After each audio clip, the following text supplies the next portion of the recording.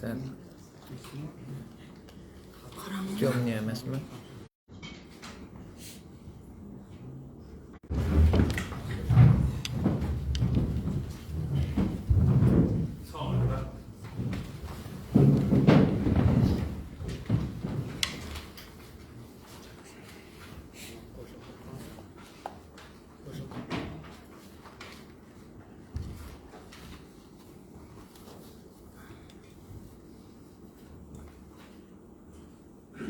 Assalomu alaykum, hurmatli deputatlar va sessiya qatnashchilari.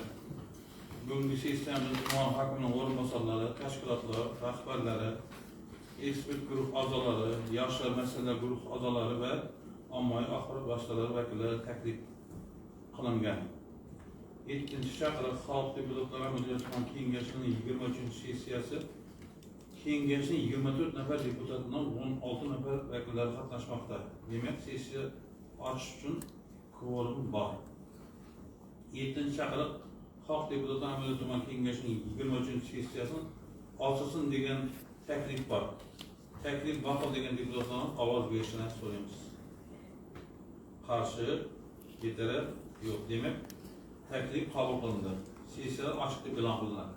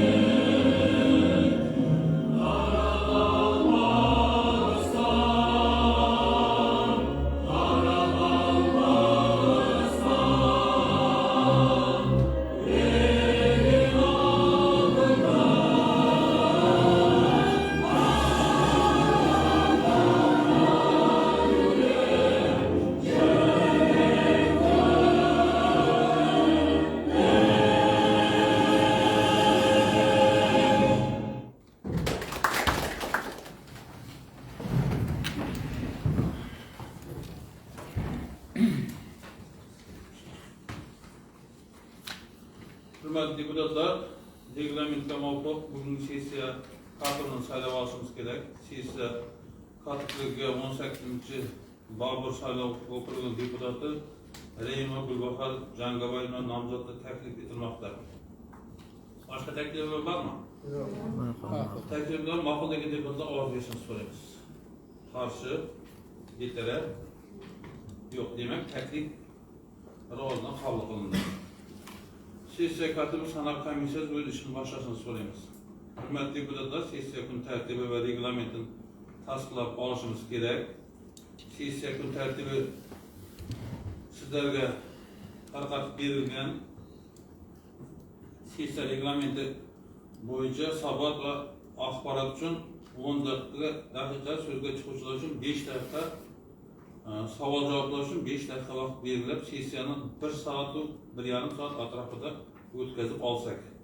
Sessiya kun tartibi reglamentini tasdiqlansin degan deputatlar ovoz berishini so'raymiz. Qarshi, betaraf, sessiya kun tartibi reglamenti tasdiqlandi. Hurmatli deputatlar, sessiya kun tartibi masalasi yuzasidan savol uchun so'z Amudaryo tumani hokimining birinchi o'rinbosari Yusupov Faxriddin Aminovchiga.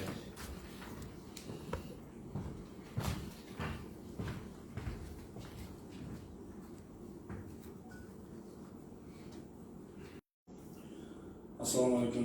Bo'yicha iqtisodiyot tarmoqlari bilan yanvar iyun oylari holatiga aholi soni 219 ming nafar bo'lib, ulardan iqtisodiy faol aholi 94.6 ming nafarni tashkil qiladi. Hozirgi kunda Amudaryo tumanida ishsizlar soni 4346 nafar. Ishsizlik darajasi esa 4.6% ni tashkil qiladi. Joriy yilda maktab bitiruvchilari, texnikum va oliy ta'lim bitiruvchilari hisobiga mehnat bozoriga qariyb 5373 nafar ishsizlar kirib kelmoqda.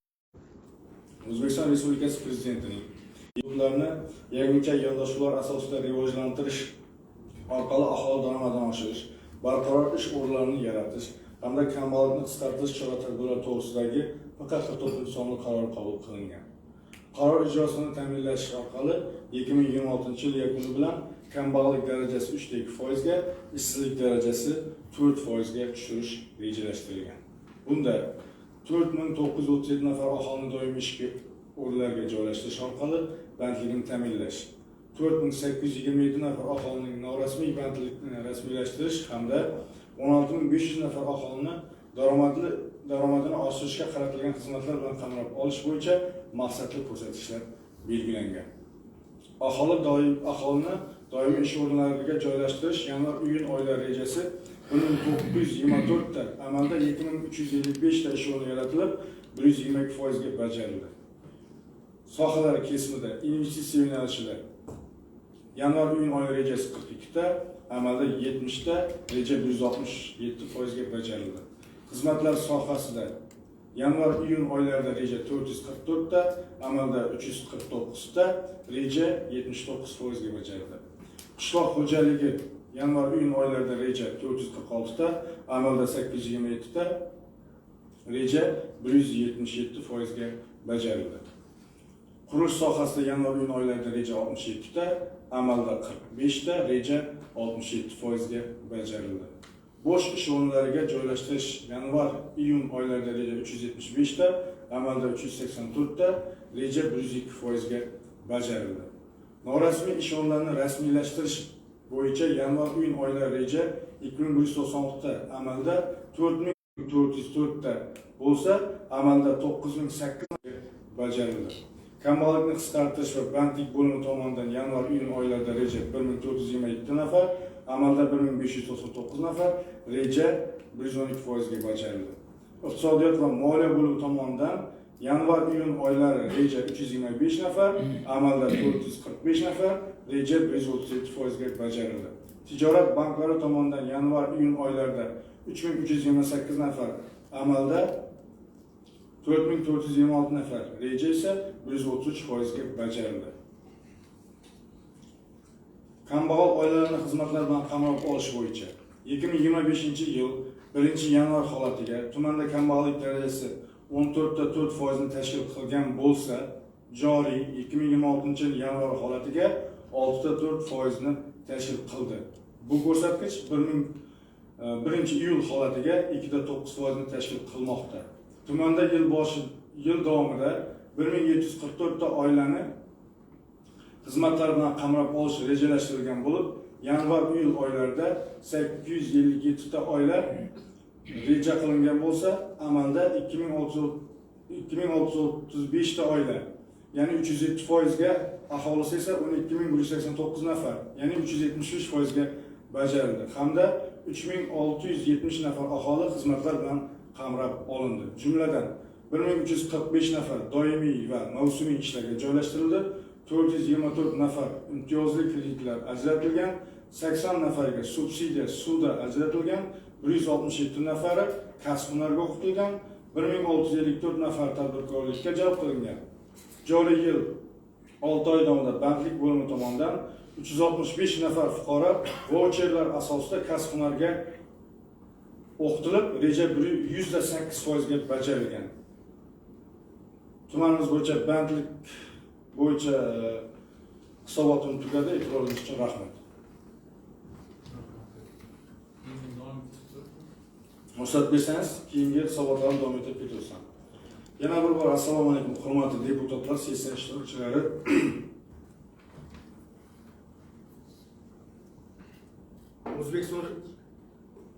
O'zbekiston Respublikasi Prezidenti Shavkat Miromonovich Mirziyoyev rahbarligida 2026-13 kuni o'tkazilgan xalq murojaatlari bilan ishlash tizimini yanada yangi darajaga ko'tarish va jamoatchilik fikrini chuqur tahlil qilishga bag'ishlangan video selektor yig'ilishida belgilab berilgan topshiriqlari hamda O'zbekiston Respublikasi Oliy Majlisi Senat Kengashining 2026 yil 22 iyul kungi xalq deputatlar viloyat, tuman, shahar kengashlari sessiyalarida mas'ul davlat organlari va tashkilotlari rahbarlarining murojaatlari bilan ishlash bo'yicha axborot, ya'ni hisobotlari eshitilishi, samarali tashkil qilish choralarini haqidagi 360-son qarorda tuman hokimining aholi murojaatlari bilan ishlash holati bo'yicha hisobotini tuman kengashi sessiyasida eshitish belgilangan. Tumanimizda yashovchi aholi tomonidan 2026 yilning birinchi yarim yilligida O'zbekiston Respublikasi Prezidentining virtual xalq qabulxonalariga orqali jami 1805 ta murojaatlar kelib tushgan. Shundan 1336 tasi, ya'ni 74% murojaatlar ko'rib chiqilgan, 469 ta murojaatlar, ya'ni 26% jarayonda. Ko'rib chiqilgan 1336 ta murojaatlarning 752 tasi ijobiy hal qilingan, 515 tasi murojaatlar huquqiy murojaatchilarga huquqiy ma'lumot berish orqali hal qilingan, 44 ta murojaatlarga tushuntirish berilgan, 18 ta murojaatlar rad etilgan, 5 ta murojaatlar tugatilgan, 2 ta murojaatlar ko'rilmasdan qoldirilgan. Prezident virtual xalq qabulxonasiga joriy yilda kelib tushgan 1149 ta murojaatlarning 679 tasi, ya'ni 59% tumandagi idora va tashkilotlarga, 470 tasi, ya'ni 41% murojaatlar Qoraqalpog'iston Respublikasi Vazirlar Kengashi, tumanlar, Toshkent shahar hokimliklari, sudlar hamda respublika darajasidagi vazirliklar, qo'mitalar va boshqalarga yuborilgan. Murojaatlar mahallalar kesimida tahlil qilinganda, Prezident virtual xalq qabulxonasiga eng ko'p murojaatlar Qilichboy Ofiyev, Jumurtov, Qoramon, Nazarxon, To'lqin, Alisher Navoiy, Oyoqchi, O'rtaqala, Beruniy, Choyko'l, Gulzor, Boyovul, Chordara, Do'rman Ofiy hududlarida yashovchi fuqarolar tomonidan kelib tushgan.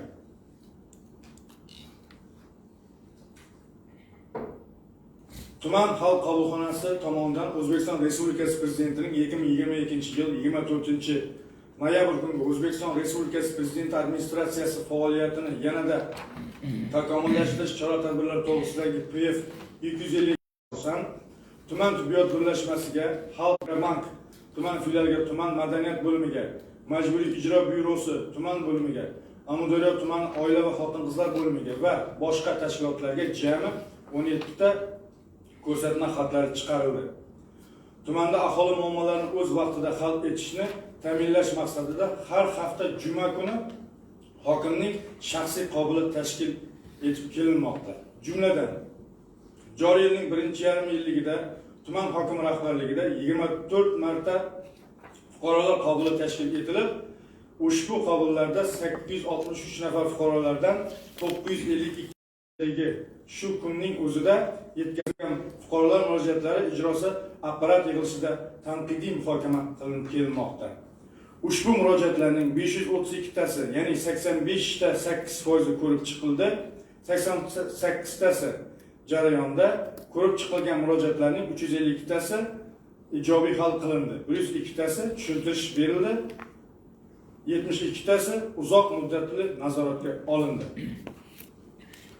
Hurmatli deputatlar va sessiya ishtirokchilari, aholi murojaatlarini o'rganish, ularning yashash sharoitini yaxshilash va hududni ijtimoiy-iqtisodiy rivojlantirishga qaratilgan ishlarni samarali tashkil etish har birimizning vazifamiz ekanligini yana bir bor ta'kidlab, aholi murojaatlarini ijobiy yetish bo'yicha barcha zarur choralarni ko'rishingizni so'raman. E'tiboringiz uchun rahmat.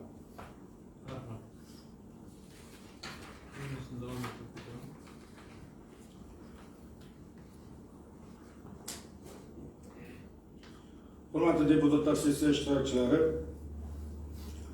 mahalliy byudjetning 2026 yil 6 oy davomida ijrosi bo'yicha qisqacha hisobotni o'qib eshitiraman.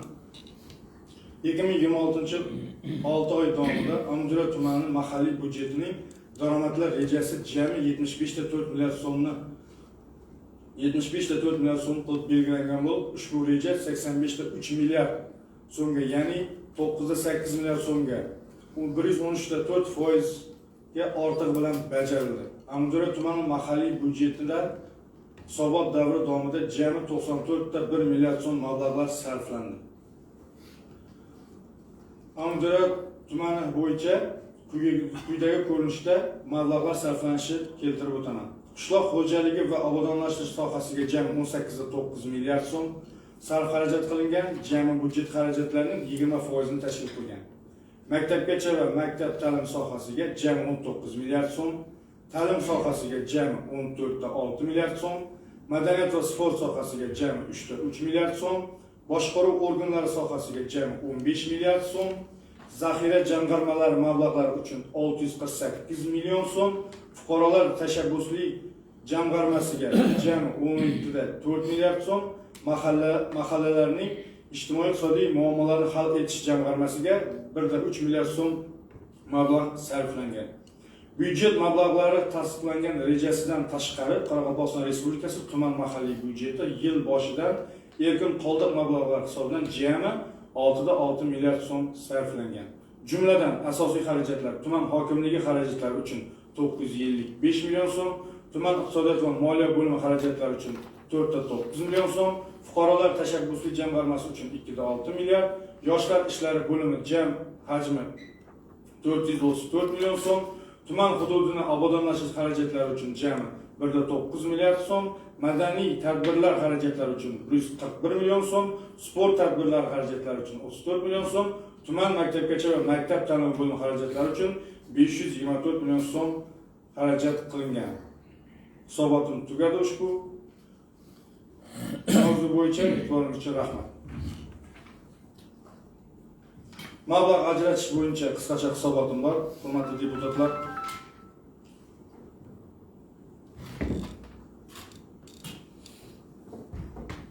O'zbekiston Respublikasi Byudjet kodeksining 126-moddasi hamda O'zbekiston Respublikasi mahalliy byudjet hokimiyati to'g'risidagi qonunning 24-moddasi, O'zbekiston Respublikasi Oliy Majlis Senatining 2026 yil 12-mart kungi Qoraqalpog'iston Respublikasi Respublika byudjetining, viloyatlar byudjetining, Toshkent shahar byudjetining, tuman va shaharlar byudjetlarining qo'shimcha manbalarini aniqlash hamda ulardan samarali foydalanish tartibga solishni takomillashtirish to'g'risidagi QQ325B sonli qarori, Qoraqalpog'iston Respublikasi Jo'qorg'i Kengashi 2026 yil 24-iyul kungi 763 qarori, O'zbekiston Respublikasi Vazirlar Mahkamasining 2026 yil 31-mart kungi 128 sonli qarori, Amudaryo tuman byudjetining qo'shimcha manbalari hisobidan aniqlangan amalga oshiriladigan tadbirlarni umumlashtiruvchi komissiyasining 4-sonli yig'ilish xulosasi, tuman obodonlashtirish boshqarmasining 2026 yil 24-avgust kungi 395-sonli xati, tuman hokimligining 1-o'rinbosari Faxriddin Yusufovning 2026 yil 21-avgust kungi bildirishnomasi, Beruniy tumanlararo iqtisodiy sudining 2025-yil 25-noyabr kungi 550-sonli hal qiluv qarorini inobatga olib, tuman mahalliy byudjetining 2026-yil 2-chorak davomida orttirib daromadlar rejasining ortig'i bilan bajarilgan manbalar hisobidan ilovaga asosan 6 milliard 349 million 17 ming so'm mablag' ajratish bo'yicha taklifimni ma'qullab berishingizni so'rayman. Mablag'lar ajratilishi ilovada hozir o'qib eshitiraman. Birinchi, tuman hokimligiga fuqarolar tashabbusi jamg'armasi uchun, ya'ni open budjet uchun 1 milliard 443 million 800 ming so'm. Tuman hokimligiga PQ 49 sonli qarorga asosan og'ir mahallalar uchun, ya'ni tumanimizdagi og'ir deb topilgan 2 milliard 500 million so'm bergan video selektor yig'ilishining 60-sonli bayonida nogironligi bo'lgan bolalar umumta'lim maktabgacha va maktab ta'limiga jalb qilish, shu jumladan inklyuziv sinflar faoliyatini tashkil qilish, bolalar ta'limi uchun zarur shart-sharoitlar yaratish, maktablarda to'siqsiz muhit, korreksion xonalarga moslashtirish topshiriq berilgan. Qoraqalpog'iston Respublikasi Maktabgacha va maktab ta'limi vazirining 2025-yil 28-oktyabr kungi 9257 sonli Amudaryo tumani maktabgacha va maktab ta'limi bo'limining 2026-yil 20-aprel kungi 840 sonli hamda Ijtimoiy himoya milliy agentligi huzuridagi Ijtimoiy inspeksiya Qoraqalpog'iston Respublikasi boshqarmasi mavjud maktablarda bolalar ta'limi uchun korreksion xonalarga moslashtirish uchun mablag' ajratilishida yordam so'ralgan. Shunga asosan inklyuziv sinflar tashkil qilingan tumanlardagi 7 ta, ya'ni 1-chi, 11-chi, 27-chi, 31-chi, 38-chi, 82-chi sonli umumiy o'rta ta'lim maktablarida inklyuziv muhit yaratilishi, korreksion xonalar tashkil qilish hamda maktablarda to'siqsiz muhit yaratish uchun infratuzilma va ijtimoiy barqarorlik jamg'armasidan 700 million so'm pul mablag'lari ajratish bo'yicha taklifimni ma'qullab berishingizni so'rayman. E'tiboringiz uchun rahmat. Buldum soru tamam mı? Soru tamam buldu. Soru tamam. Savollar var mı? Mümkün. Savollarınız var. Assalomu alaykum. Hurmatli sessiya ishtirokchilari, deputatlar. Muhtaram prezidentimiz doim video selektorlarda shu oziq-ovqat mahsulotlarining xavfsizligini ta'minlash hamda ichki bozorda oziq-ovqat mahsulotlarining tannarxini barqarorligini ta'minlash bo'yicha doimiy ravishda aytib keldilar. Chora-tadbirlar to'g'risida. Mana siz hozir oziq-ovqat mahsulotlarining zaxirasini yaratish bo'yicha yaratishga 1 milliard 64 millionmi 65 million pul so'ralgan. Savolim shundan iboratki, mana Faxriddin mana tumanimizda xalqimiz uchun eng muhim bo'lgan mahsulotlardan bu un, guruch, may, go'sht deymiz, ana shularning tan narxini barqarorligini ta'minlash bo'yicha amalga oshirilayotgan ishlar to'g'risida aytib bersangiz. Rahmat, juda o'rinli savol bo'ldi.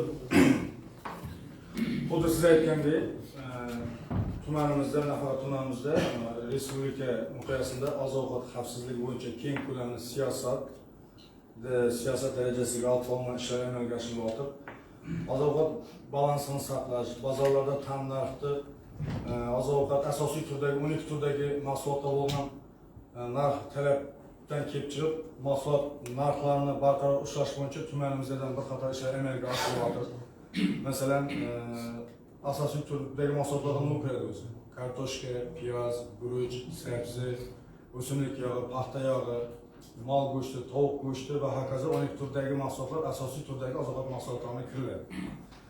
Hozir bizning tumanda joriy yilda bahor mavsumida ayni vaqtda tumanimizda mavjud bo'lgan 6 ta o'zi 3700 tonna sig'imga ega bo'lgan muzlatgichli sig'imlarimiz bor. 11 ta tadbirkor tomonidan tashkil qilingan. Shuning 6 ta tadbirkor xolodilniklarga 990 tonna, ya'ni salkam 1000 tonnaga yaqin kartoshka zaxira qilingan. bozorda shu birinchi navbatda kartoshkaning bahosini oshib ketmasligi uchun. Bundan keyin ham 2000 bosh qarabosh 2000 bosh molga Xitoy davlati bilan mana hozir sizga tushunarli bo'lishini aytaman. G'ayrat aka Papalindagi fermerimiz shartnoma qilib, o'sha bugungi kunda 300 bosh mol ekildi. Hozir shu mida Boz Choyko'l mahallasida fermaxonada ekilib sotyapti. Arzonlashtirilgan naslcha bo'lgan bo'rdachilikda, ya'ni go'shtning barqarorligini ta'minlash uchun qilinadigan ishlar. Bundan tashqari bahor mavsumida sabzi, asal turdagi mahsulotlardan kartoshka, karam, qovoq, qovun tarvuz, hamma turdagi mahsulotlarning razmishinasi qilinib, endi doimiy komissiya xulosasini eshitib, madaniy javob berishga. Marhamat. Assalomu alaykum, hurmatli deputatlar, sessiya ishtirokchilari. Amudaryo tuman hokimining moliya, iqtisodiyot va kambag'allikni qisqartirish masalalari bo'yicha birinchi o'rinbosari, iqtisodiyot va moliya bo'lim boshlig'i Faxriddin Yusupovning mahalliy byudjetning o'tgan 6 oy davomidagi ijrosi to'g'risida, Amudaryo tuman mahalliy byudjeti mablag'larini yo'naltirish to'g'risidagi infratuzilma va ijtimoiy barqarorlik jamg'armasiga yo'naltirilgan mablag'lardan foydalanish to'g'risidagi hisobotlari, mahalliy byudjet, tadbirkorlikni rivojlantirish va iqtisodiy islohotlar masalalari bo'yicha doimiy komissiyasining yig'ilishida tinglanib, batafsil muhokama qilindi. Tinglangan hisobotlardan kelib chiqib, sohaga oid muammolarni bartaraf etish bo'yicha takliflar ishlab chiqildi. Bildirilgan fikr, mulohaza va takliflarni inobatga olgan holda kengash qarori loyihalari ishlab chiqilib, kengash kotibiyatiga taqdim etildi. Kengash qarori loyihalari O'zbekiston Respublikasining amaldagi qonunchilik hujjatlari hamda O'zbekiston Respublikasi Oliy Majlisi Senati kengashining uslubiy tavsiyalari va qonunchilik texnikasi talablari asosida ishlab chiqilgan. Doimiy komissiya a'zolari ishlab chiqilgan qaror loyihalarini tasdiqlab berish maqsadga muvofiq deb hisoblaydi. E'tiborlaringiz uchun rahmat. Rahmat. Hurmatli deputat, ushbu masaladan keyingi qarorlar qabul qilishimiz kerak. Qaror loyihalari deputatlarga tarqatilgan. Qo'shimcha takliflar bormi? Ma'qul. Yo'q. O'zi qaror loyihasini ma'qul degan deputatdan ovoz berishni so'raymiz. Rahmat. Qarshi, betaraf yo'q. Demak, qaror qabul qilindi. Hurmatli deputatlar, sessiya kun tartibi masalasi yuzasidan hisobot uchun so'z Amudaryo tumani soliq inspeksiyasi boshlig'ining o'rinbosari Yusupov Islombek. Marhamat.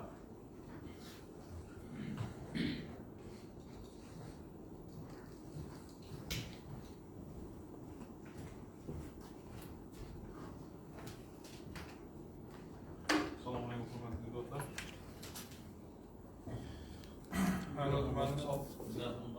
Amudaryo tumani soliq inspeksiyasi tomonidan joriy yilning 7 oy davomida amalga oshirish to'g'risida 2026 yil 7 oy uchun byudjetga tushumlariga 42 milliard 800 million so'm reja belgilangan bo'lib, joriy yilning 1-avgust oyida 48,3 milliard so'mga, ya'ni 112% ga reja bajarilgan. O'tgan oyning 7 yil davomida 37 milliard so'm undirilgan bo'lsa, 2026 yil 7 oy davomida 48,3 milliard so'm tushum ta'minlandi. Bu degani o'tgan yilning mos davriga nisbatan 130% ga soliq tushumlari oshdi. 2025 yil 7 oy davomida jismoniy shaxslardan daromad solig'iga 3,5 milliard so'm undirilgan bo'lsa, 2026 yil 7 oy davomida jismoniy shaxslardan daromad solig'iga 4,9 million so'm tushum ta'minlanib, o'tgan yilga nisbatan 141% ga oshirilgan. Shuningdek,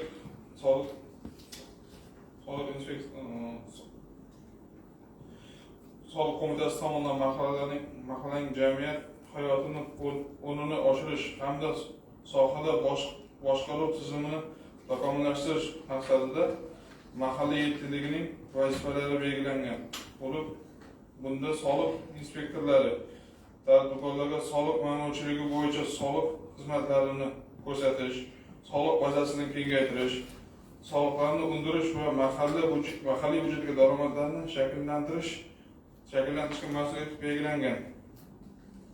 Mahallani, joylarda muammolarni hal qiladigan institutga aylantirish amaldagi 5 talik soliq va ijtimoiy himoya ishlaydigan mahalla tuman bo'yicha 49 ta mahallaga 7 nafar soliq xodimi biriktirilib, yangi tizim asosida ish boshladi. Axborot tizimi soliq inspektorlarining mahallalardagi faoliyati dastlab 20 ta, bugungi kunda esa 20 ta asosiy yo'nalishlarda baholanib borilmoqda. Mahalla inspektorlarining ish faoliyati davomida 2026-yil davomida amalga oshirilgan ishlari 1.8 million so'm qo'shimcha soliq hisoblandi. Shundan aylanmadan olinadigan soliq bo'yicha 60 million so'm. 622 ta korxonada 543 ta xodim soni legallashtirildi. Natijada 20 million so'm soliq hisoblandi. 1068 ta obyekt ishga tushirildi. Shu natijada 1196 ta yangi ish o'rinlari yaratildi. 262 ta vaqtincha moliyaviy qiyinchilikka duch kelgan tadbirkorlik subyektlarining faoliyati tiklandi. Shundan 13 milliard so'm soliq 130 million so'm qo'shimcha soliq hisoblandi. 449 ta xatlov natijasida yangidan tadbirkorlik subyektlari ro'yxatdan o'tkazildi. Shundan 70 million so'm soliq hisoblandi. 7772 nafar aholi mahalla yetiligi bilan birgalikda o'zini o'zi band qilish shaxs sifatida o'zini o'zi band qilgan shaxslar ro'yxatdan o'tkazildi. 2 ta dehqon xo'jaliklari ro'yxatdan o'tkazildi. 39 ta o'zini o'zi band qilgan shaxslarning yirik faoliyati yirik tadbirkorlik subyektlariga aylantirildi 7 oy davomida. Qisqacha hisobotimiz shunday edi. E'tiboringiz uchun rahmat. Rahmat, hisobot tamom bo'ldi. Savollar bormi? Savollar yo'qmi? Ushbu masala korrupsiyaga qarshi kurash va xavfsizlik masalalar bo'yicha doimiy komissiya tomonidan dastlabki tarzda ko'rib chiqilgan. Endi doimiy komissiya xulosasida ishlamiz. So'z doimiy komissiya a'zosi deputat Jumomurod va Sayyora Boburjonovga beriladi. Marhamat. Xalq deputatlari Mudofaa tumani kengashi mahalliy byudjet, tadbirkorlikni rivojlantirish va iqtisodiy islohotlar masalalari bo'yicha doimiy komissiyasining xulosasini o'qib eshittirmoqchiman. Assalomu alaykum hurmatli deputatlar va sessiya ishtirokchilari. Mudofaa tumani soliq inspeksiyasining boshlig'ining mahalliy byudjetlar daromadlarini bajarilish holati, qo'shimcha rezervlarni aniqlash bo'yicha qilingan ishlar, shuningdek soliq va boshqa majburiy to'lovlar kesimida byudjetda hisoblangan va amalda to'langanligi, ular bo'yicha soliq qarzdorligi to'g'risida hisobotni mahalliy byudjet, tadbirkorlikni rivojlantirish va iqtisodiy islohotlar masalalari bo'yicha doimiy komissiyasining masalasida tinglanib, batafsil muhokama qilindi. Tinglangan hisobotlar kelib chiqib, sohaga oid muammolarni bartaraf etish bo'yicha takliflar ishlab chiqildi. Bildirilgan fikr, mulohaza va takliflarni inobatga olgan holda kengash qarori loyihalari ishlab chiqilib, kengash kotibiyatiga taqdim etildi. Kengash qarori loyihalari O'zbekiston Respublikasining amaldagi qonunchilik hujjatlari hamda O'zbekiston Respublikasi Oliy Majlisi Senati kengashining uslubiy tavsiyalari va qonunchilik texnikasida talablari asosida ishlab chiqilgan. Doimiy komissiya a'zolari ishlab chiqilgan qaror loyihalarini tasdiqlab berishini maqsadga muvofiq deb hisoblayman. E'tiborlaringiz uchun rahmat. Hurmatli deputatlar, shu masala yuzasidan kengash qarorlarini qabul qilishimiz kerak. Qaror loyihalari deputatlarga tarqatilgan. Qo'shimcha takliflar bormi? Qaror loyihasini ma'qulligini deputatlar ovoz berishini so'raymiz. Qarshi, betaraf yo'q. Demak, qaror qabul qilindi. Hurmatli deputatlar, sessiya kun tartibi masalasi yuzasidan axborot uchun so'z Mudofaa tumani hokimining ijro intizom nazorati bo'linmasi bosh mutaxassisi Tajboyev Ma'murjon Maqsudovichga beriladi. Marhamat.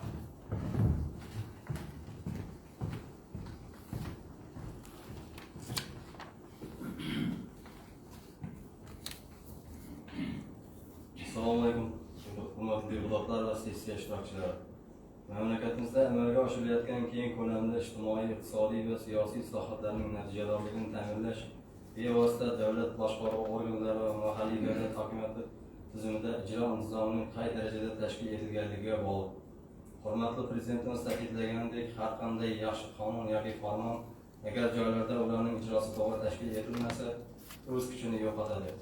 Shu sababli davlat organlarida temir intizomni o'rnatish, rahbar va xodimlarning mas'uliyatini oshirish bugungi kunning dolzarb vazifalaridan biridir.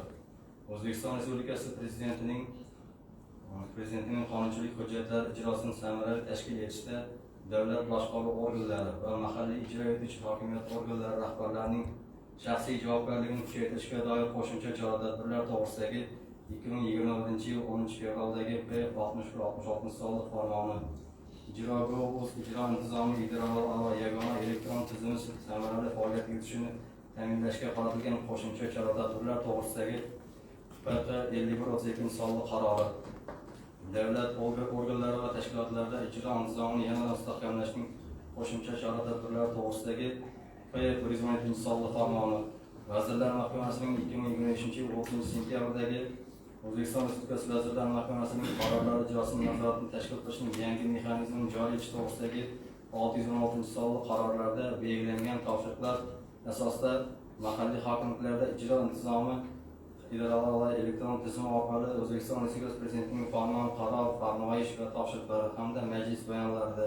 O'zbekiston Respublikasi Prezident administratsiyasi rahbari Respublikasi Vazirlar Mahkamasining qarorlarida berilgan topshiriqlar hurmatli Prezidentimiz rahbarligida joriy yilning 13-mart kuni o'tkazilgan ijro intizomini mustahkamlashga bag'ishlangan videoselektor yig'ilishida topshiriqlarni o'z vaqtida va sifatli bajarilishi bo'yicha ko'rsatmalar asosida ishlar tashkil etildi.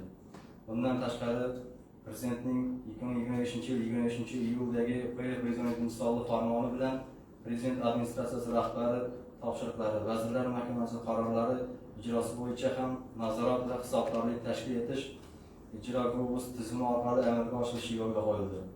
Qonunchilik hujjatlari va topshiriqlar ijrosini samarali tashkil etishda jamoatchilik nazoratini o'rnatish maqsadida har oyda ijro intizomi to'g'risidagi tegishli ma'lumotlarni davlat organlari va tashkilotlari, shuningdek Adliya vazirligining rasmiy veb sahifalarida joylashtirish, har chorakda davlat organlari va tashkilotlar rahbarlarining qonunchilik hujjatlari va prezident hujjatlari va topshiriqlar ijrosi holati bo'yicha keng jamoatchilikka hisobot berish tartibi joriy etildi.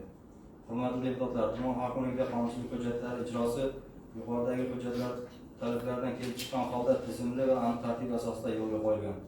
Ijro intizomini samarali tashkil etish maqsadida har oyda 25-sanasiga qadar keyingi oy uchun topshiriqlar ijrosi bo'yicha o'rinbosarlar kesimida kalendar grafik, yo'l xaritalari, nazorat rejalari tasdiqlangan holda ishlar tashkil etilmoqda. Har haftaning dushanba kuni hokim huzurida, har haftaning juma kuni hokimning birinchi o'rinbosari huzurida ijro intizomi holati tanqidiy muhokama qilinib, topshiriqlar ijrosi kunbay, soatbay nazorat qilib borilmoqda. Tuman hokimligi 2026-yilning 6 oyida 19 ta prezident farmoni, 34 ta qarori, 1 ta farmoyishi va Vazirlar Mahkamasining 11 ta qarorlari va farmoyishlari asosida tayyorlangan Vazirlar Kengashining 65 ta normativ hujjatlar kelib tushib, ushbu hujjatlar ijrosi bo'yicha tuman hokimining 32 ta qaror va farmoyishlari qabul qilindi. 33 ta ijro va ma'lumot uchun qabul qilindi.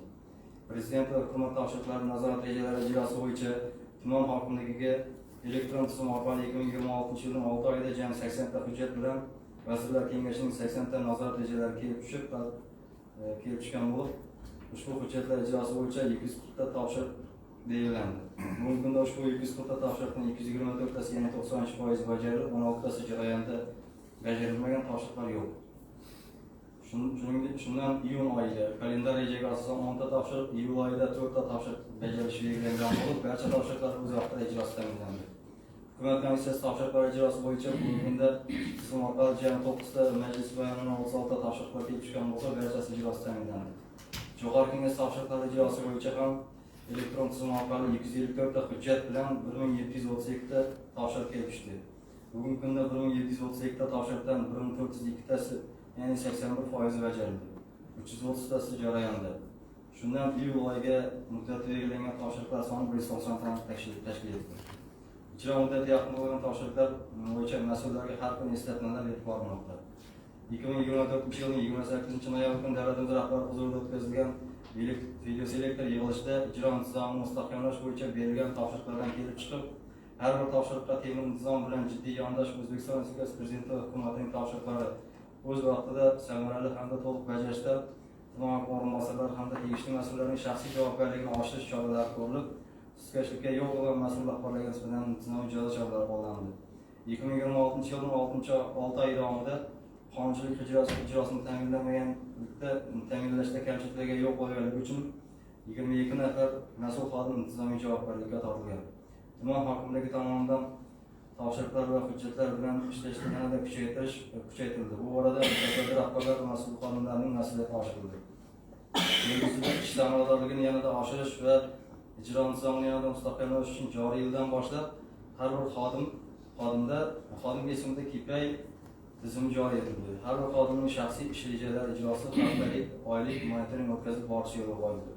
Xodimlarni baholash O'zbekiston Respublikasi Prezidenti huzuridagi boshqaruv samaradorligi agentligi tomonidan tasdiqlangan namunaviy tartib asosida amalga oshirilmoqda. Baholash aniq ko'rsatkichlar asosida amalga oshiriladi.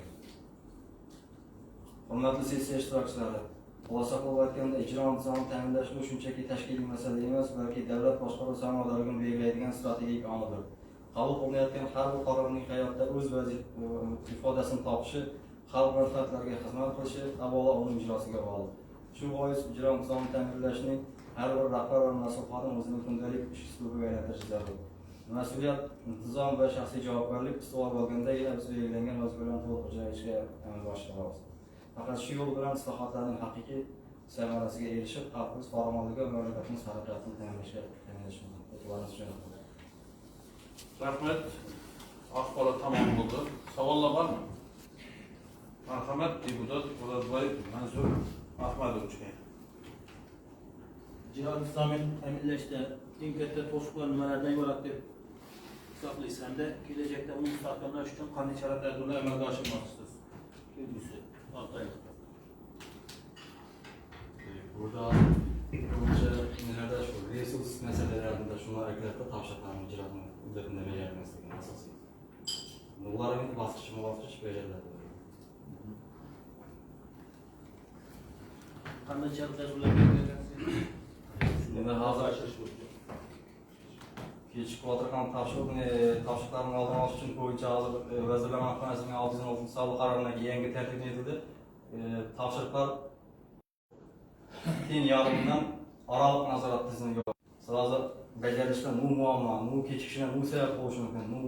To'siqlar oldindan aniqlanib, chora-tadbirlar belgilanib, tegishli vazirlik tashkilotlarga yetkaziladi. Rahmat. Shu masala reglament va deputatlar axloq masalalari bo'yicha doimiy komissiya tomonidan dastlabki tarzda ko'rib chiqilgan. Endi doimiy komissiyaning xulosasida ishlamiz. So'z doimiy komissiyasi raisi deputat Abdurahmon Ulug'bek Mollanovga beriladi. Marhamat. Assalomu alaykum, hurmatli deputatlar, sessiya ishtirokchilari. Namangan tuman hokimligi ijro intizomi nazorat bo'linmasi bosh mutaxassisi Tarjibayev Ma'murjon Maqsudovning Namangan tumani hokimligida ijro intizomi rioya etilishi, holat to'g'risidagi axborotli reglament va deputatlik odob axloq masalalari bo'yicha doimiy komissiyasining majlisida tinlanib, batafsil muhokama qilindi. Sessiya o'rganish ishlari olib borildi. Tinglangan axborotdan kelib chiqib, sohada oid muammolarni bartaraf etish bo'yicha takliflar ishlab chiqildi. Bildirilgan fikr, mulohaza va takliflarni inobatga olgan holda amaldagi qonunchilik hujjatlari hamda Oliy Majlis Senati Kengashining uslubiy tavsiyalari va qonunchilik texnik talablari asosida kengash qarori loyihalari ishlab chiqildi. Doimiy komissiya a'zolari ishlab chiqilgan qaror loyihalarini tasdiqlab berish maqsadga muvofiq deb hisoblaydi. Hurmatli deputatlar, shu masala yuzasidan kengash qaror qabul qilishimiz kerak. Qaror loyihalari deputatlarga tarqatilgan. Qo'shimcha takliflar bormi? Qaror loyihasi ma'qul degan deputatlar ovoz berishni so'raymiz. Qarshi, yetarli, yo'q demak qaror qabul qilinadi. Hurmatli deputatlar, sessiya kun tartibi masalasi yuzasidan axborot uchun so'z O'zbekiston Respublikasi Prezidentining Amudaryo tumanidagi xalq qabulxonasi bosh mutaxassisi Avezov San'at Kabiram. Marhamat.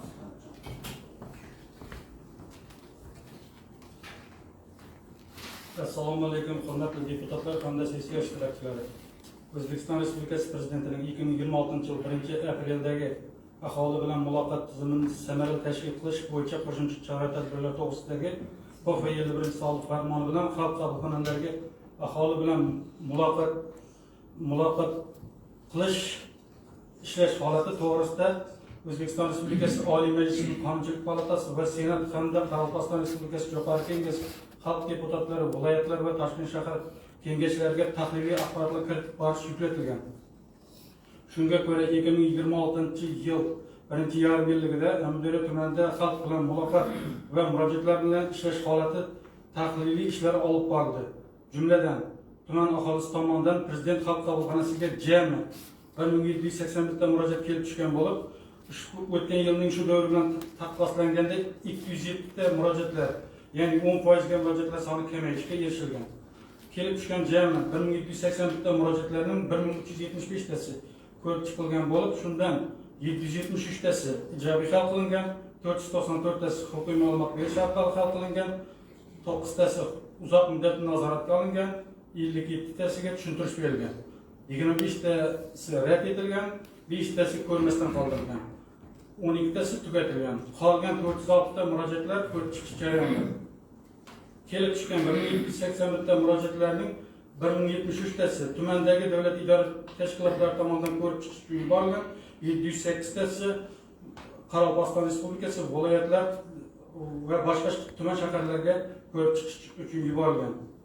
Endi tashkilotlar tomonidan eng ko'rsatkichlar past tashkilotlar tuman iqtisodiyot va moliya bo'limi, qurilish va uy-joy kommunal xo'jaligi bo'limi 25%, inson ijtimoiy markazi 35%, kambag'allikni qisqartirish va banklarga ko'maklashish bo'limi 41%, oila va xotin-qizlar bo'limi 51% ni tashkil qilmoqda. Eng ko'p murojaatlar quyidagi masalalarga kelib tushmoqda. Bolalar nafaqasi masalasi bo'yicha 330 ta, aliment, qarz quyidagi mahallalarda murojaatlar kelib tushgan. Qilqon, To'lqin, Qaramon, Oyoqchi, O'rtaqala hamda Boyol mahallalaridan murojaatlar kelib tushgan. Takroriy murojaatlar soni o'tgan yilga nisbatan 44% ga oshgan, ya'ni 214 tani tashkil etadi. Xalq qabulxonasi tomonidan ko'rilgan choralar bo'yicha murojaatlar bilan ishlash holati bo'yicha murojaatlarni ko'rib chiqishda har tomonlama xolisona va o'z vaqtida ko'rib chiqish va nazorat qilishni tashkil qilish xalq qabulxonalarining asosiy vazifalaridan biri hisoblanadi. Shunga ko'ra xalq qabulxonasi tomonidan doimiy ravishda tumandagi davlat idora tashkilotlari murojaatlar bilan ishlash holati tahliliy hamda o'rganish ishlari olib boriladi. O'rganish ishlari olib borish davomida ayrim davlat idora tashkilotlari tomonidan bir qator kamchiliklarga yo'l qo'yganligi sababli 6 oy mobaynida xalq qabulxonasi tomonidan jami 30 ta hujjatlar, ya'ni 3 ta taqdimnoma, 6 ta talabnoma, 19 ta ko'rsatma hamda sessiyaga 2 marotaba sessiyaga axborotlar kiritildi. Sayyor qabullar bo'yicha tumandagi davlat idora tashkilotlari tomonidan joriy yilning 6 oy mobaynida 212 ta hududlarda sayyor qabullar o'tkazish rejalashtirilgan bo'lib, amalda 232 ta, ya'ni 20 taga ortiq sayyor qabullar o'tkazilgan. Ushbu o'tkazilgan sayyor qabullarda ichki yo'llarni ta'mirlash, sim ustunlari, transformatorlarni ta'minlash, sim ustunlarini yangisiga almashtirib berish, tomorqa ekinlariga suv bilan ta'minlash va shu kabi boshqa masalalar bo'yicha jami 607 ta murojaat kelib tushgan bo'lib, shundan 492 ta murojaatlar ko'rib chiqilgan. 420 tasi, ya'ni 85.4% ijobiy hal qilingan. 62 tasi huquqiy ma'lumot berish orqali hal qilingan, bittasi uzoq muddatli nazoratga olingan, 9 tasi murojaatlar rad etilgan. Qolgan 115 ta murojaatlar ko'rib chiqish jarayonida. E'tibor uchun rahmat. Rahmat, axborot tamom bo'ldi. Savollar bormi? Marhamat, deputat Qazaq Madaniyat. Assalomu alaykum, hurmatli deputatlar. Mana hozir xalq qabulxonasiga tushgan murojaatlarni aytib o'tdingizlar, o'tgan yilga nisbatan 10% ga kamaydi deb. Lekin baribir ham 1781 murojaat kelganda bu ko'p narsada. Bu murojaatlarni kamaytirish uchun qanday choralar ko'rilyapti, qanday ishlar qilinyapti? Avvalambor savol uchun rahmat. tumandagi davlat idora tashkilotlari eng ko'p murojaatlar kelib tushayotgan sohalar, misol uchun masalalardek tashkilotlar inson ijtimoiy markaziga misol uchun murojaatlar soni eng ko'p oshib kelib tushmoqda. Shu masalalar bo'yicha inson ijtimoiy markazi bilan xalq qabulxonasi bilan hamkorlikda sayyor qabullarni haftasiga bir marta, kamida bir marta hududlarda, misol uchun eng ko'p murojaat kelib tushayotgan olis, og'ir hududlarda sayyor qabullar o'tkazish ishlari tahlil qilinib, qo'shimcha sayyor qabul grafiklari ishlab chiqildi. Hozirgi kunda biz hozir men o'qib o'tdim bu yerda 212 marta sayyor qabul o'tkazilish kerak edi, 232 marta sayyor qabul o'tkazilgan dedim. Shundan misol uchun 420 martasi ijobiy hal qilindi. Bu 420 dona degan murojaatlar misol uchun shu bizlar xalqni xabarlar misol uchun shu yerga bormaganimizda bulan prezident portaliga murojaat qilishga majbur bo'laydi-da. Keyin bundan tashqari hozirgi kunda haftasiga bir marta kamida davlat idora tashkilotlarining ishonch telefonlarini monitoring o'tkazib beradi. Xizmat telefonlarini tekshirib, misol uchun O'zbekiston Qoraqalpog'iston Respublikasi xalq qabulxonasidan yuqori kengash tomonidan haqiqatdan shu yerga murojaat kelib tushadi. Murojaat shu yerning o'zida qabul qilib, yo bilan qonuniy tushuntirish bersa bo'ladi-da. Buncha kunlar misol uchun bu yoqgacha chiqishgacha olib bormaslik uchun. Bundan boshqa yana ham tuman hokimi o'rinbosarlar tomonidan tuman xalq qabulxonasi binosida shaxsiy qabullar grafiklari ishlab chiqildi. Hozirgi kunda shaxsiy qabullar o'tkazilib kelinmoqda. Rahmat. Başka sorular olmasa şu mesele yuzasidan korrupsiya qarshi kurash va xavfsizlik masalalar bo'yicha doimiy komissiya tomonidan dastlabki tarzda ko'rib chiqildi. Endi doimiy komissiya xulosasini ishlamiz. Shu doimiy komissiya o'rinbosari deputat Ibragim Jetgarboy O'rozboyevichga beriladi. Marhamat. Assalomu alaykum. Hurmatli deputatlar, sessiya qatnashuvchilari. O'zbekiston Respublikasining Prezidentining Amudariya tumani xalq qabulxonasining bosh mutaxassisi Avezov Samad Alimbayevning Amudariya tumani davlat organlari tashkilotlari rahbari faoliyati hamda murojaatlar bilan ishlash to'g'risidagi axboroti, korrupsiyaga qarshi kurashish va xavfsizlik masalalari bo'yicha doimiy komissiyaning majlisida tinglanib, batafsil muhokama qilindi. Sessiya oldi o'rganish ishlari olib borildi. Tinglangan axborotlardan kelib chiqib, sohaga oid muammolarni bartaraf etish bo'yicha taklif ishlab chiqildi. Bildirilgan fikr mulohaza va takliflarni inobatga olgan holda amaldagi qonunchilik hujjatlari hamda Oliy Majlis Senat Kengashining uslubiy tavsiyalari va qonunchilik texnikasi talablari asosida kengash qarori loyihalari ishlab chiqildi. Doimiy komissiya a'zolari ishlab chiqarilgan qaror loyihalarini tasdiqlab berish maqsadga muvofiq deb hisoblaydi. E'tiborlaringizni rahmat. Hurmatli deputatlar, shu masalasi kengash qarorini qabul qilishimiz kerak. Qaror loyihalari deputatlarga tarqatilgan. Qo'shimcha takliflar bormi? Qaror loyihasini ma'qul degan deputatlar ovoz berishini so'raymiz. Qarshi, yetarli, yo'q degan qaror qabul qilindi. Hurmatli deputatlar, sessiya kun tartibidagi masalalar yuzasidan hisobot uchun Amudariya tumani yoshlar ishlari bo'limi boshlig'i O'rinboyev Bekzod Muxtorboyev o'g'liga beriladi. Marhamat.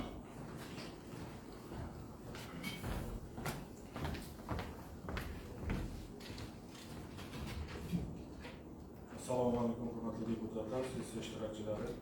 Amudariya tumani yoshlar ishlari bo'limining 7 oylik hisoboti. Eshitasan. So'nggi yillarda mamlakatimizda aholi, shu jumladan yoshlarning ijtimoiy himoyaga muhtoj, turmush sharoiti og'ir, ishsiz va kasb-hunarga ega bo'lmagan, huquq va ma'naviy psixologik qo'llab-quvvatlashga zaruriyati bo'lgan fuqarolarning davlat ta'minotidan manzilli ko'maklatish bo'yicha mutlaq yangicha tizim joriy qilindi. O'zbekiston Respublikasi Vazirlar Mahkamasining 2022-7-iyuldagi 312 sonli qarorining 2-ilovasida yoshlarning demografik va ijtimoiy holati bandligi ta'lim olishiga oid ma'lumotlari asosida yoshlar bazasini shakllantirib ko'rsatib o'tilgan. Shu qarorga asosan 2026-yil 14-30 yosh oralig'ida 5369 nafar yoshlar xatlovidan o'tkazilib, yoshlar bazasi shakllantirildi. Yoshlarning ijtimoiy ahvoli, qobiliyati va qiziqishlaridan kelib chiqqan holda yoshlar 37435 nafari yashil toifa, 15550 nafari sariq hamda 384 nafar qizil toifalarga ajratildi. 2026 yıl boshida yoshlar balansi asosida aniqlangan 546 nafar ishsiz yoshlar og'ir toifaga kiritilib, ularning 29 nafar tashkilot rahbarlariga biriktirildi. Ma'lumot uchun tuman darajasida 29 nafar rahbar 546 yoshlar biriktirilgan. O'tgan 6 oy davomida ishsiz yoshlarning 546 nafar 100% bandligi ta'minlandi. Ma'lumot uchun 159 nafari doimiy ishga joylashtirildi, 65 nafariga imtiyozli kredit ajratildi, 44 nafariga tartibli migratsiyaga yuborildi, 24 nafari muddatli harbiy xizmatga yuborildi, 3 nafari ta'limning keyingi bosqichiga jalb qilindi, 83 nafari o'zini o'zi band qildi, 9 nafari kasb-hunarga yo'nalishi bo'yicha o'qitildi, 16 nafari asbob-uskuna mehnat qurollari ajratib berildi, 43 nafariga ekin ekish uchun maydonlar ajratib berildi. 2026 yil 30-iyun kuni o'tkazilgan O'zbekiston Respublikasi Prezidentining yoshlar bilan ochiq muloqoti doirasida berilgan vazifasi ijrosini ta'minlash hamda yoshlar bilan ishlash tizimini takomillashtirish bo'yicha zarur chora-tadbirlar belgilab berilgan edi. Topshiriqqa asosan joriy yilning 23-28 kunlari respublika biriktirilgan ishchi guruh tomonidan maktab, texnikum va oliy ta'lim bitiruvchilarining bugungi kunda bandlik holatlari o'rganildi. O'rganishlar natijasida 2026 yil ikkinchi yarim yilda mehnatga bozorga kirib kelishi kutilayotgan 3824 nafar yoshlar rahbarlariga nomma-nom biriktirildi. 3298 nafar yoshlar, 86 nafar maktab direktorlariga beritildi.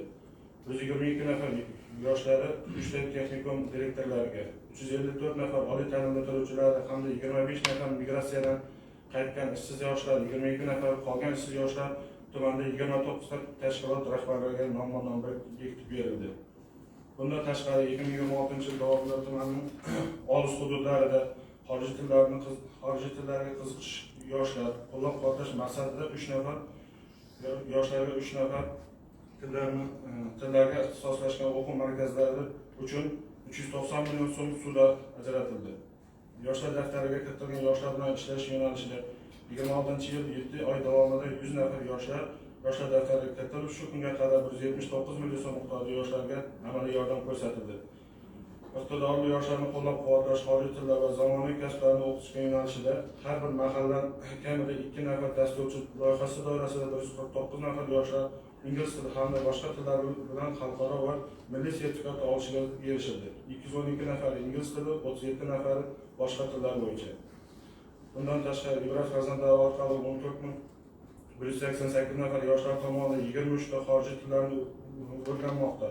1531 nafar til sertifikatlari olgan.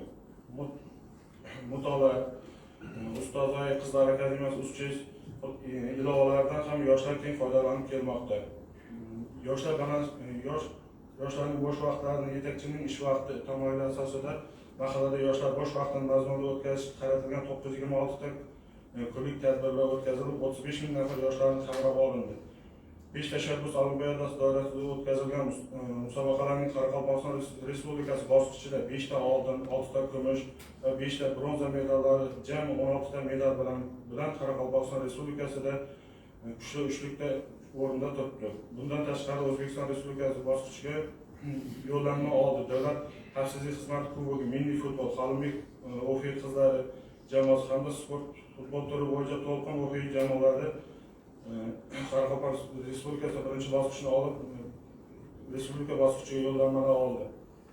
Ko'rsatilayotgan e'tibor va g'amxo'rliklardan minnatdor aholi yurtboshimizning inson qadri uchun tamoyil asosida tashabbusining davomchisi bilan mehnat harakati haqiqatda bugun ehtiyojmand oilalarga kirib borib, ularga katta e'tibor qaratilayotganidan minnatdor.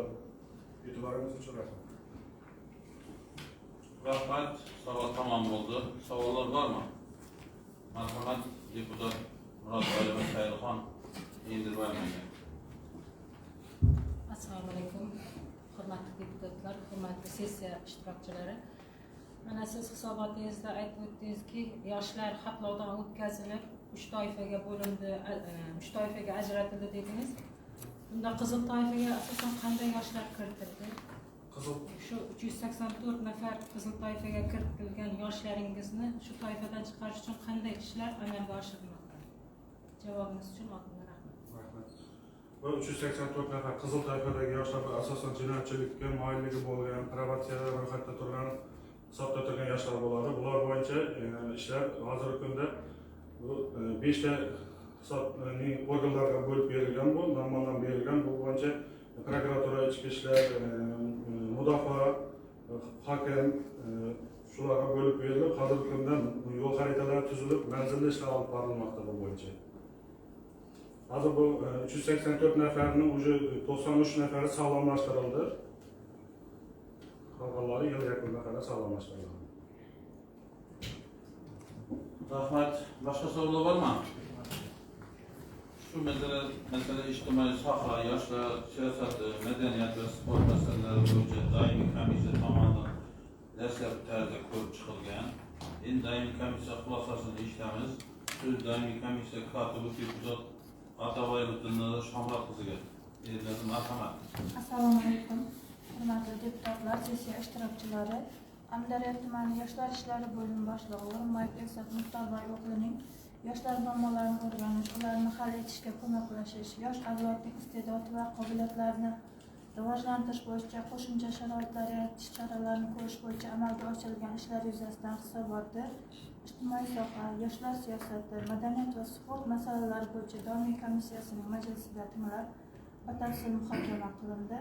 Tinlangan hisobotdan kelib chiqib, sohaga oid muammolarni bartaraf etish bo'yicha takliflar ishlab chiqildi. Bildirilgan fikr, mulohaza va takliflarni inobatga olgan holda kengash qarori loyihalari ishlab chiqilib, kengash kotibiyatiga taqdim etildi. Doimiy komissiya a'zolari ishlab chiqilgan qarorlar loyihalarini tasdiqlab berish maqsadga muvofiq deb hisoblaydi. E'tiboringiz uchun rahmat. Rahmat. Hurmatli deputatlar, ushbu masala yuzasidan kengash qarorini qabul qilishimiz kerak. Qaror loyihalari deputatlarga tarqatilgan. Qo'shimcha takliflar bormi? Qaror loyihasini ma'qullagan deputatlar ovoz berishni so'raymiz. Qarshi, betaraf, yo'q demak qaror qabul qilindi. Hurmatli deputatlar, sessiya kun tartibidagi masala yuzasidan savol uchun so'z Amudaryo tumani tibbiyot birlashmasi boshlig'i o'rinbosari Yusuf Bog'urshod Chayshanboyevga beriladi. Marhamat.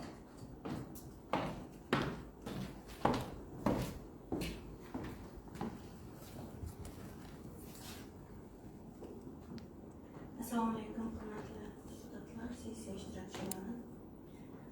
Amudaryo tumanida sog'liqni saqlash xizmatiga oid davlat dasturining bajarilishi, kasalliklar profilaktikasi holati, sog'lom turmush tarzi, to'g'ri ovqatlanish rivojlantirish hamda Prezident koronavirus 86 PK bo'yicha olib borilgan ishlar bo'yicha hisobotini o'qib eshitishga ruxsat berasizlar. Tuman tibbiyot birlashmasi tarkibida 421 o'rinli tuman tibbiyot shifoxonasi, 14 ta ambulator poliklinika muassasasi, shundan bitta ko'p tarmoqli poliklinika, 9 ta oilaviy poliklinika va 4 ta oilaviy shifokorlik punktlari faoliyat ko'rsatib kelmoqda. Tumanimizda salomatlik va demografik ko'rsatkichlari bo'yicha 2026 yil 7 oy davomida 2728 chaqaloq dunyoga kelgan, ya'ni o'tgan yilga nisbatan bu ko'rsatkich 0,2% ko'paygan. Hamda 7 oy davomida 529 kishi vafot etib, o'tgan yil shu davrga 20 nafarga kam bo'lib 0,1% ga kamaygan. Shundan 18 yoshgacha bolalar 54 nafarni tashkil qiladi. Birlamchi kasallanish kasalliklari turlari bo'yicha tumanda 2026 yil oy davomida birlamchi kasalliklar 37.195 nafarni tashkil qilib, bu 175 ta 3 promillani tashkil qiladi. O'rinda ko'rilganda tuman bo'yicha birinchi o'rinda nafas a'zolari kasalliklari 30%, ikkinchi o'rinda hazm qilish a'zolari kasalliklari, uchinchi o'rinda qon yaratish a'zolari kasalliklari, to'rtinchi o'rinda qon aylanish tizimi kasalligi va beshinchi o'rinda siydik tanosil kasalliklari tashkil qiladi. Birlamchi tibbiy sanitariya xizmati faoliyati bo'yicha tumanda 26 yil shu kungacha jami 117.763 nafar aholidan 115.304 nafari tibbiy ko'rikdan o'tkazilgan. Şundan 27.541 nəfərdə bemar aniqlanıb. Bu barcha aniqlangan bemorlar 100% sağlamlaşdırış işləri alıb barılmaqda. Yəni 25.805 nəfəri ambulator şəraitində, 1.736 nəfəri stasionar şəraitində və 5 nəfəri sanator quruluş şəraitlərdə sağlamlaşdırılgan.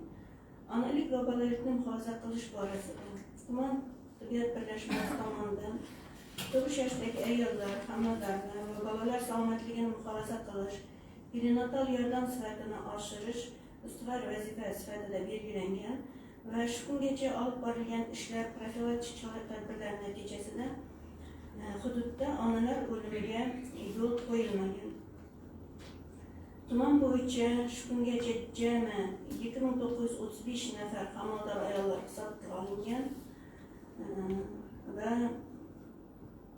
2232 nafar chaqaloq dunyoga kelgan bo'lsa, shularning 33 nafari 7 oyda vafot etish salbiy oqibatlari yo'lga qo'yilgan. Bu borada patronaj xizmatini kuchaytirish bo'yicha doimiy nazorat o'rnatildi va kasalliklarni erta bosqichda aniqlash, sog'lomlashtirish maqsadida jami 115.729 nafar fuqarolar profilaktik ko'riklari qamrab olinib, ularda nazoratga olindi. Ixtisoslashtirilgan bosh oshirish tibbiy yordam ko'rsatish bo'yicha tumanda jarrohlik va ixtisoslashtirilgan yordam sifatini yuqori bosqichda ko'tarish maqsadida zamonaviy texnologiyalarga keng foydalanilmoqda. Xususan hisobot davrida mahalliy shifokorlar tomonidan 147 ta yuqori texnologik murakkab operatsiyalar hamda 55 ta kam invazivli laparoskopik jarrohlik amaliyotlari bajarildi. Shoshilinch tibbiy yordam bo'yicha tumanda 16 ta tez tibbiy yordam brigadalari shakllantirilgan. Ular tomonidan aholiga tushgan 33.054 nafar chaqiruvga o'z vaqtida chiqilib, sifatli tibbiy yordam ko'rsatish ta'minlandi. Investitsiya dasturlari va infratuzilma modernizatsiya qilish borasida tumanda keng ko'lamli qurish ta'minlash ishlari amalga oshirildi. Bitta mavjud tibbiy to'liq rekonstruksiya qilindi va kapital ta'mirlash obyektlaridan bittasi kapital ta'mirlandi. Sohani rivojlantirish va moddiy texnika bazasini yangilash maqsadida tashabbusiy byudjet loyihasi doirasida jamoatchilik tomonidan 1,5 milliard so'm mablag' yo'naltirilib va maqsadida sarflanishi ta'minlandi. Birlashma tibbiyot xodimlari tomonidan aholi orasida sog'lom turmush tarzi shakllantirish maqsadida reproduktiv salomatlik, tug'ma va irsiy kasalliklarni oldini olish, yuqumsiz kasalliklarning oldini olish, kasalliklarni erta aniqlash mavzularida shu kungacha 48 ta uchrashuv, 154 ta davra suhbati, 60 ta ma'ruza va o'rta tibbiyot xodimlari tomonidan individual suhbatlar tarzida targ'ibot tadbirlari tashkil qilindi. Ko'p tarmoqli markaziy poliklinikamizda 60 marta, maktablarda 53 marta, urfiy-mufiylarda 68 marta, oilaviy poliklinika, oilaviy shifokorlik punktlarida 62 marta o'tkazildi.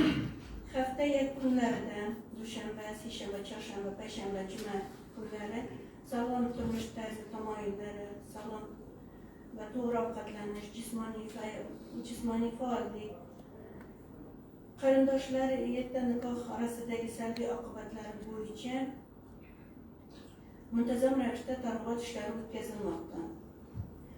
Shu bilan birga Amudaryo salomatlik saboqlari Facebook kanali hamda Amudaryo va salomatlik Instagram ochiq kanallari, TikTok kanallarida yuqumli va yuqumsiz kasalliklar mavzusida 278 ta qisqa matndagi maqolalar va videoroliklar yoritildi. Shu bilan birga ATV Telegram va Amnews kanallarida bu bo'yicha barcha mavzularda maqola va qisqa matn roliklar namoyish etilmoqda. Ijtimoiy tarmoqlarda davolash profilaktika muassasalarimizning tibbiyot xodimlari, oilaviy shifokorlarga biriktirilgan 49 ta mahallada salomatlik saboqlari ochiq kanallar orqali barcha kasalliklar mavzusida maqolalar, videoroliklar yoritib borilmoqda. tumandagi 49 mahallaning barchasida ko'p tarmoqli markaziy poliklinika, 9 ta oilaviy poliklinika va 4 ta oilaviy shifokorlik punktlari tomonidan salomatlik maktablari, salomatlik burchaklari tashkil qilingan va barchasi ko'rgazmali tarovot vositalari bilan ta'minlangan.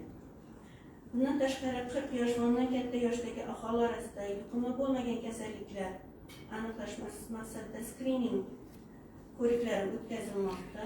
Shungacha 34.658 nafar aholi kardiologik va 40.340 nafari qandli diabet bo'yicha, kardioskrining bo'yicha 33.070 nafar, endoskrining bo'yicha 33.550 nafar skriningdan o'tkazilib, barchasi 95% ga bajarildi. Shundan 207 nafarida kasalliklar aniqlanib, dispanser nazoratiga olingan. Hozirgi kunda sog'lomlashtirish ishlari olib borilmoqda. Bundan tashqari, Prezident qarorining 186 sonli qaror ijrosi bo'yicha, yangi bolalarda saraton kasalligiga qarshi kurashish bo'yicha tumanimizda 3 yoshdan 18 yoshgacha bo'lgan bolalarning 33.420 nafari ko'rikdan o'tkazilib, shu kungacha 10 ta gematologik kasallik aniqlanmadi. O'tgan yil shu davrga mobaynida bu kasallik bo'yicha 4 nafar kasallik aniqlanib, shundan 2 nafar vafot etgan edi. Aholi orasida barcha kasalliklarning oldini olish targ'ibot tadbirlarini kuchaytirish maqsadida 23 turdagi 889 dona eslatma va bukletlar qog'oz elektron nusxalari tarqatildi. Shu bilan Rahmat. Savol tamam bo'ldi. Savollar bormi? Savollar yo'qmi? Shu masala yuzasidan ijtimoiy soha, yoshlar siyosati, madaniy va sport masalalari bo'yicha doimiy komissiya tomonidan dastlabki tarzda ko'rib chiqilgan. Endi doimiy komissiya xulosasini eshitamiz. Shu doimiy komissiya kotibi deputat Atoqayeva Dilnoza Shomurodqizga. Marhamat. Assalomu alaykum. Hamdaryo tumani tibbiyot birlashmasi boshlig'i, tuman yozuvchilar Xudoyorishning o'rinbosari Yusupova Gulshat Chashamovnaning hisobotini Hamdaryo tumani sog'liqni saqlashni rivojlantirishga oid davlat dasturining bajarilishi, kasalliklar profilaktikasini holati, sog'lom turmush tarzini va to'g'ri ovqatlashni shakllantirish, shuningdek sog'liqni saqlashning asosiy ko'rsatkichlari to'g'risidagi hisoboti, ijtimoiy soha, yoshlar siyosati, madaniyat va sport masalalari bo'yicha doimiy komissiyasining majlislarida tinglab, batafsil muhokama qilindi. Doimiy komissiya a'zolari ishlab chiqilgan qaror loyihalarini tasdiqlab berish maqsadga muvofiq deb hisoblaydi. Rahmat.